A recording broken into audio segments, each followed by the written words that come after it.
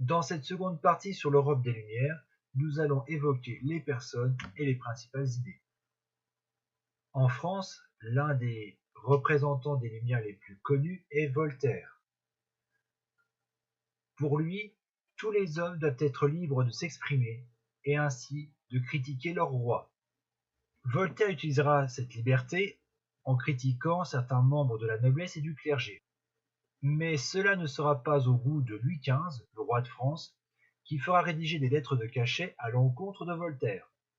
Ces lettres permettent au roi d'emprisonner qui il veut. Voltaire fera 2 séjours en prison, à la Bastille, puis il s'exilera en Angleterre. Pour Voltaire, la notion d'égalité est extrêmement importante. Il rejette la société d'ordre, il prône une égalité des droits et pense que l'on devrait juger les personnes qu'en fonction de leur mérite. Voltaire s'intéresse aussi à la place de la religion dans la société.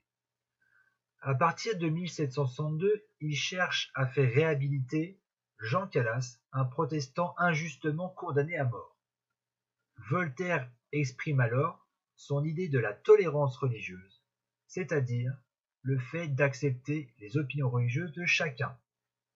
Je rappelle que dans la France de l'époque, seule la religion du roi, c'est-à-dire la religion catholique, est autorisée. Un autre philosophe des Lumières important est Montesquieu. Montesquieu explique que dans chaque société, il faut des règles, qu'on appelle des lois. Dès lors, il existe 3 pouvoirs. Tout d'abord, le pouvoir législatif, c'est-à-dire le pouvoir de faire la loi. Ensuite, le pouvoir exécutif, c'est-à-dire le pouvoir de gouverner. Et enfin, le pouvoir judiciaire, c'est-à-dire le pouvoir de juger selon les lois.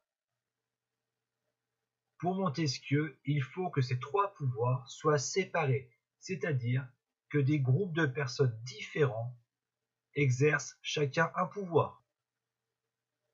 Montesquieu conteste alors la monarchie absolue puisque le roi possède ces 3 pouvoirs. Un autre philosophe des Lumières va aller un peu plus loin. Il s'agit de Jean-Jacques Rousseau. Il développe l'idée de souveraineté nationale.